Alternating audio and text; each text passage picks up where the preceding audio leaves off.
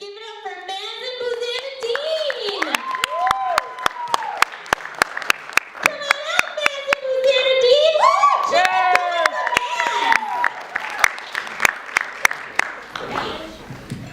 What up, everybody? How's everyone doing? Good. Good? Good. Because today I'm going to tell you a story. See, like most of you, I'm taking classes right now.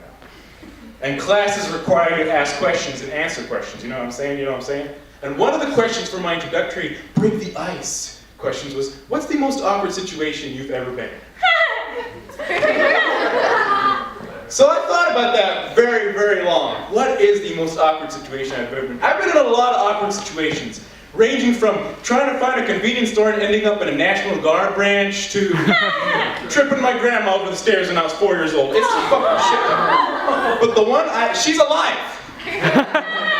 But the one I landed on revolves around my testicles. All the guys are like, yeah, I know what you're saying. All the guys are like, balls, yeah. So this story begins freshman year, spring. I was walking to class, it was a good day, there was a sun outside and everything. And then all of a sudden, I feel a tingling.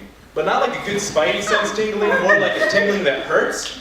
So I don't see much into it, but then like 30 seconds later, it's so bad, I jump, this, and I was like in the middle of the quad, so like people saw me. But I felt like a connection with my bros out there.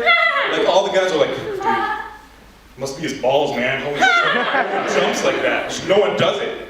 But like any other man, I didn't give a fuck. Yeah, there's pain, but I have balls. I'm not gonna go check my balls out because I have balls. So I ignored the pain, went home, did my thing, whatever, you don't wanna know about that. A few hours later, it happened again. But this time it was like 3 seconds of holy fucking shit, this hurts pain. So I was like, I'm gonna go to man's best friend, Google. We're gonna get to the bottom of this. So I type in, I'm like, short pain in the ball section. And then Google gives me the top 3 results. Testicular torsion, which you do not want to know about. Testicular torsion is worse than going to hell. Testicular torsion is worse than having to shoot your parents. Testicular torsion is worse than being burned alive, which is like going to hell, so fuck y'all. Option number 2 was testicular cancer, and any word with cancer in it is not that good. And then number 3, it was lung cancer. I don't give a fuck. I don't know why. Google, no matter what you write into it, it's always going to give you the result of lung cancer for some fucking reason. Stubbed my toe, lung cancer. So I was getting really, really worried, you know. I was like laying in bed, I was like, fuck, I have testicular torsion. Oh shit, this sounds really bad. Can I lose my balls now? I don't want to lose my balls. No, I can't just have a dick with no balls. It doesn't make sense. There's something missing. The equation is not balanced. So I go to the finest medical institution in the United States of America, Oswego Public County Hospital, whatever the fuck it's called, and wait for 8 hours while they pass people by. Someone has a broken arm, he gets in through. My balls are in pain and no one gives a fuck. I'm just sitting there pointing at my balls and no one's like, I don't care. So finally, I'm like sitting down and I'm like panicking right now. Am I gonna lose a ball? Like, can you imagine losing your balls as a dude? They're like your compass, man. Like whenever you want to know what to do, you look down at your balls. Just deep inside, you know what to do. So I kept on waiting and asking. There was a hot nurse, but I didn't want to get an erection because I might lose my balls. Hot nurse, I kept asking like, hey, what's going on? What's crack-a-lackin'? Like, seriously, what's up with it? And he was like, sir, we have a lot of people with broken arms now. Now it's an emergency. You're gonna have to wait right now. Ma'am, balls. So they finally let me in, and then they're like, okay, sir, we need you to do an ultrasound. And I don't fucking know anything about medicine or technology or anything. I thought that was it for me. Ultrasound, that sounds like the worst fucking thing in the world. So they put me in a room with like the whole like medical gown shit where you look like a clown or whatever and everything, and you sit me down, and this dude walks in, he's like 65 years old. And he's like, hey buddy.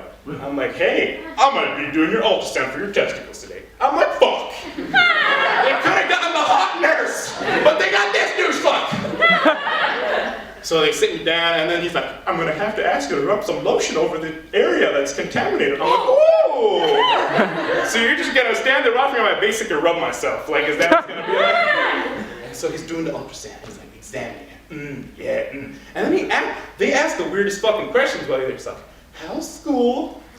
It's good. How are your classes? Good. What's your major? Economics. How are my balls doing, man?